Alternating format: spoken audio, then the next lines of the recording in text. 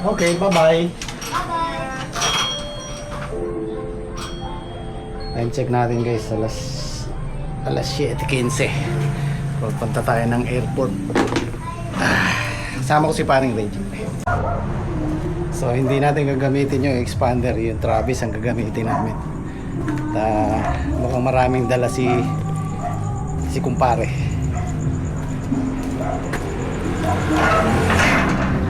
Ayan, nag-double check ako dyan kanina. Tire pressure, langis, coolant. Sana walang maging aberya. Okay.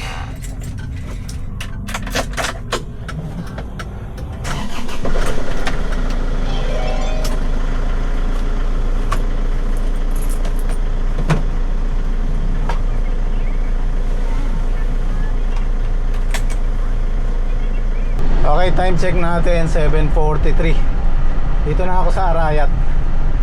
Susunduin ko lang si paring Reggie. Mag-iisang sasakyan na lang kami.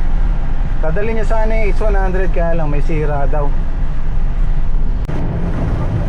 Baba yan. Ito yung sinasabi ko pare, San Simon. Oo, dito sa area nito ano eh. Baba dyan eh. Pagkaya ng tricycle Ayun natin. kaya natin. Alala ko nung pare, sumundo din tayo ganyan-ganyan. Ganyan din, no? Oo. Oo. Lumubog si ano nun eh. Ponder. Si expander eh. Bagong bago.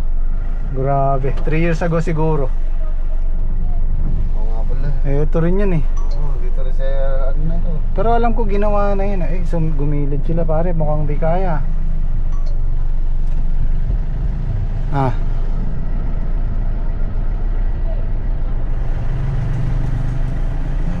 Oh. Sa Fernando ta na. Trita. Smart signal. Ano yun? Ano yun yung isurado na ganyan pare? Pwede. Yung H100 dyan? Oo. Wala oh. Yung filter dito, Nasa baba. Oo, yung star sa akin. Parang deja vu.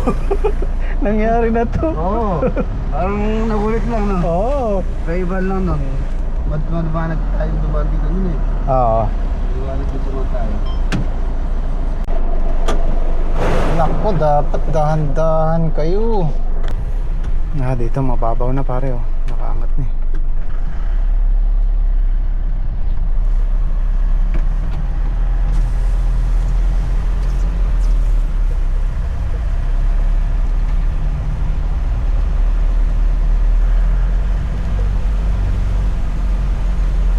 Yan yung cost ng flat control.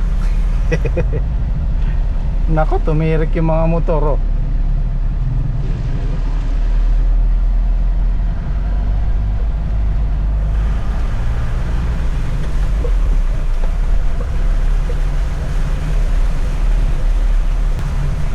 Okay, thank you Lord. Hindi kami tumirik.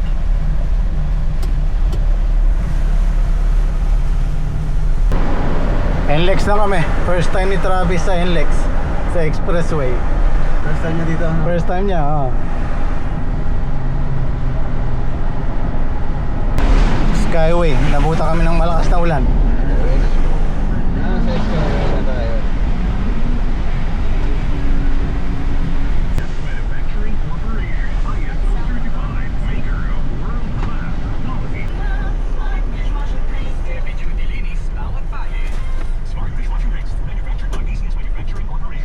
Smart 29. 29.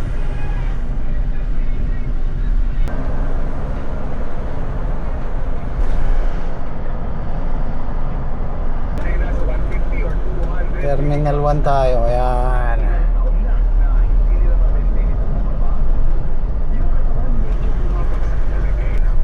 Ito na yung parking dati sa kanan eh. Nilipat nila. Diyan ba talaga? Oh, okay.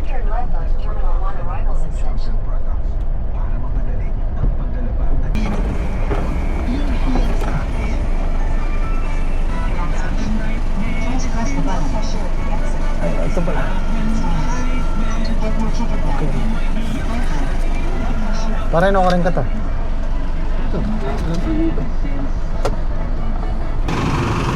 9:57, nandito na kami sa Terminal 1. Ayun na, si Pare Louie, umalis na.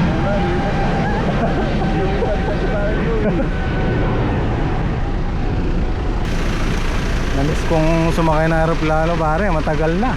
6 years 6-7 years na akong hindi nakakasakay ng ano, Sumakay. aeroplano. Sa October, sakay tayo. Sa Palawan. Sa ano, sa Thailand. Hong Kong. So ang lapag ni Paring Louie. Nga pala si Paring Louie Puyawan ang susunduin namin ni Paring Reggie. Ang lapag niya 10:35. Alas 10 pa lang. Okay tayo, pampagising. Andiyan na daw si si Paring Louie. Diyan na sa loob. Siguro mga 30-20 minutes lalabas na yun.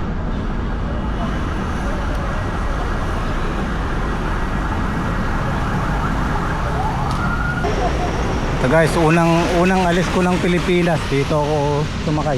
Sumakay pare? Oo, Terminal 1. Ano yung pangalawa? 2006. Terminal, yung mga bagong terminal na pag-uwi ko. 2006. So hindi namin alam ni Paring Reggie kung anong gate lalabas si Paring Louie. Baka mapagkano na tayo nag-aano ng taxi nito. Taxi. Uli mo na yan, pre.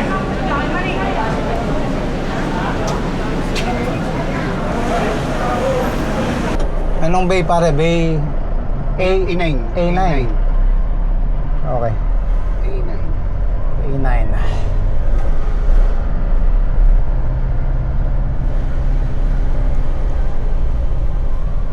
Saan kaya? Nakasunod banda ron. Ito pare, dito. Dito. Sa right. Ayan. Ayan.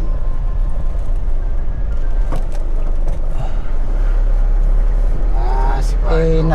makikita na natin si Louie Puyawan. A9, doon sa dulo. Yun na.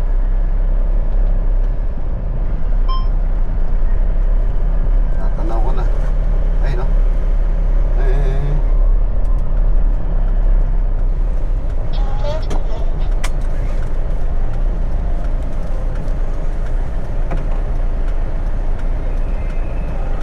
Ay, si Pare Louie! Ang lalaki, ang lalaki. Bukasan mo pare. Ay, Chip, ayun po. Di susundo. Parang bad boy na bad boy ang dating ah.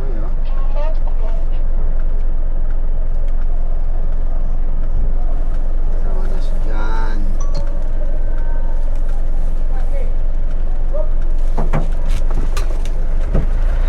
Boss, mo yan mo sa likod pare. Bukas yan pare.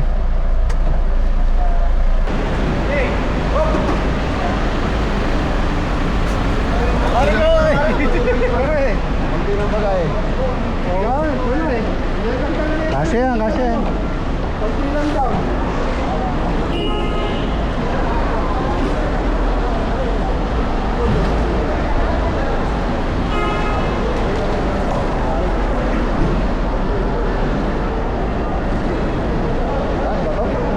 Oh, lahat yan. Saka niya. Pare lang, bato.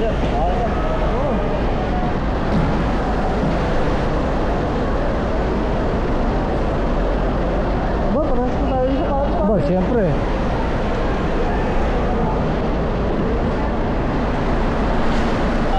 Yung ano ka pa ba mara dyan?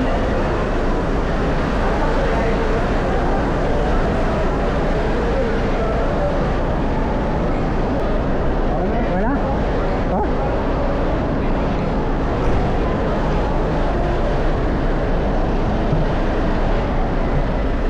Pare, Google Map natin. Baka malimang palabas. Mahirap na. Marami na. Marami tayo. Hello! Laki na ah.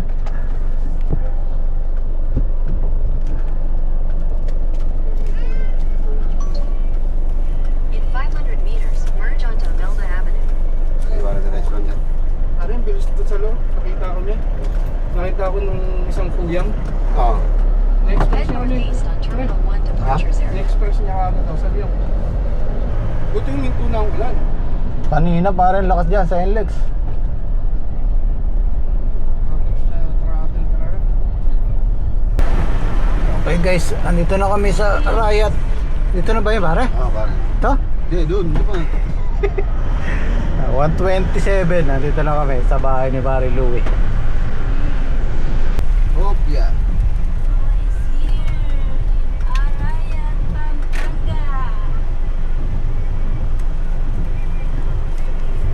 Oh, yeah.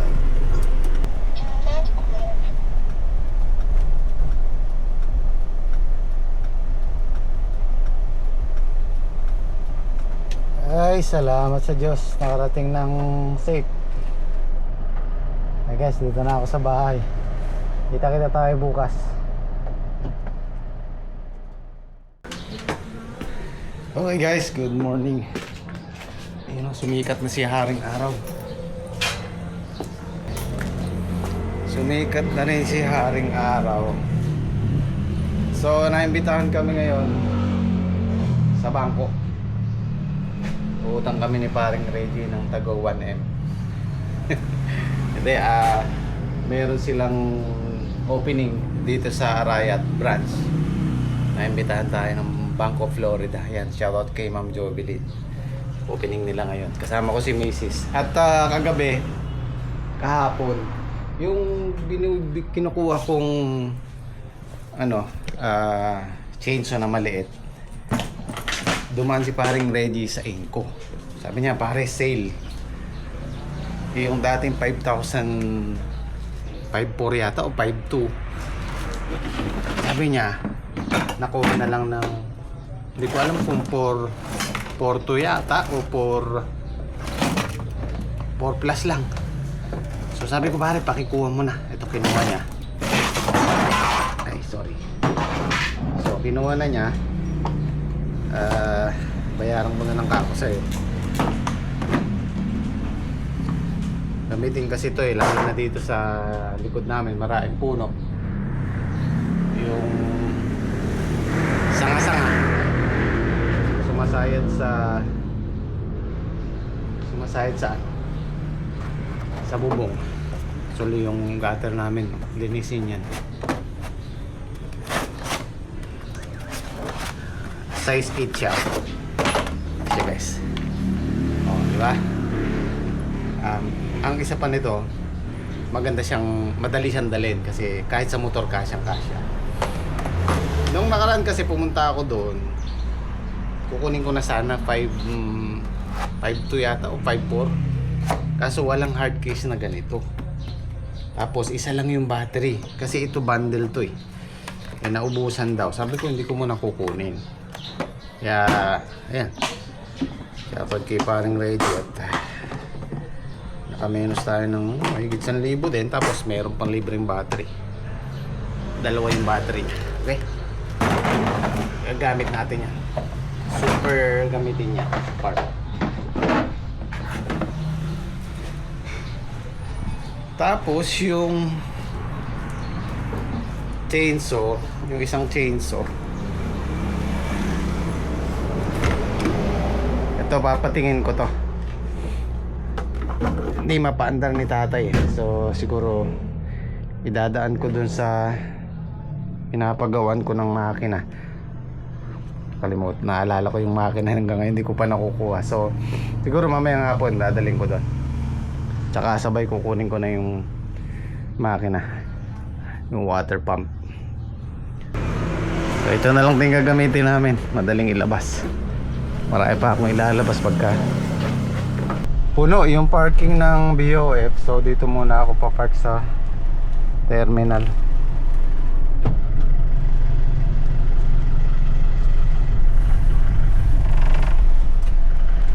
Umpisa na.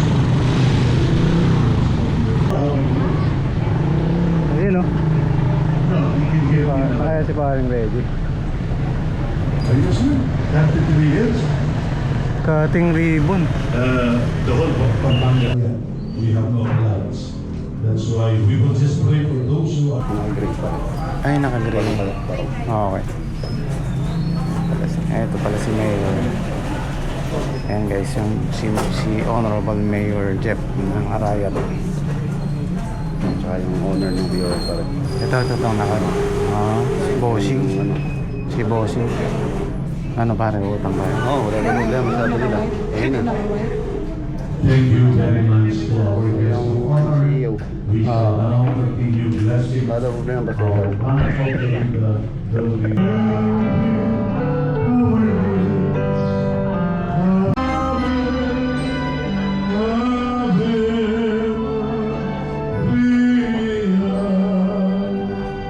Congratulations po sa inyong lahat. Palakpakan po natin ang ating mga sarili. Ayan si Mayor. Araw na ito ay Maya Paolo po kay Kayungan, CEO ng BOF. to our Municipal Mayor, Honorable Jeffrey Luis. One, go!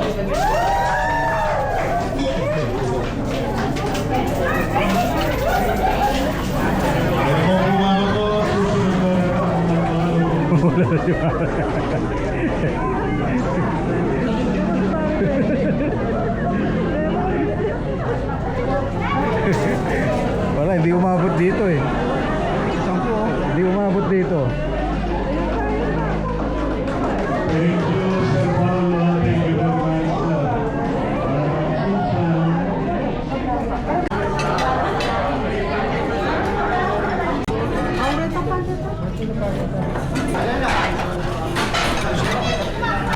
Ayan tayo.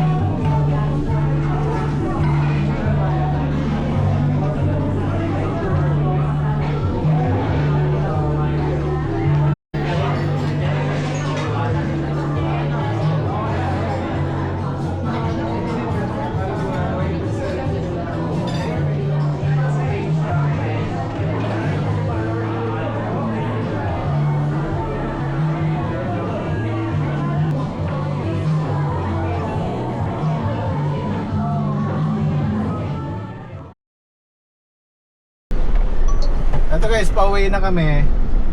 Remind ko lang po sa mga gustong mag-loan, lalo na sa mga car loan. Kontakin niyo po si Ma'am Jovelyn. Ano ang apelido ni Ma'am Jovelyn? Wala, Jovelyn lang. O Alam ilalagay mo ko na lang yung yung anong Facebook niya. Facebook account niya dyan sa screen. At pwede po kayong mag-contact sa kanya, mag-message. Ito yung Travis tsaka yung Expander, doon namin niloan ni Mrs. Isa po siyang branch manager ng BOF Arayat. Okay guys, ito na yung makina, kinuha ko na. Okay na daw to. Kaso hindi ko inabutan si kuya. Hindi ko na iwan tong grass cutter, itong maliit na chainsaw. Babalik ko na lang pag nandun siya. So ito, ilulusong natin sa tabing ilog. Papalusong ko na lang kay MY sa kolong. Plano ko sanang linisin tong si Expander, kaso si parang Reggie nag-aaya doon kila paring Louie. Well, actually kagabi nag-aaya si paring Louie sa kanila ngayon. So baka pumunta muna kami na paring Reggie ngayon.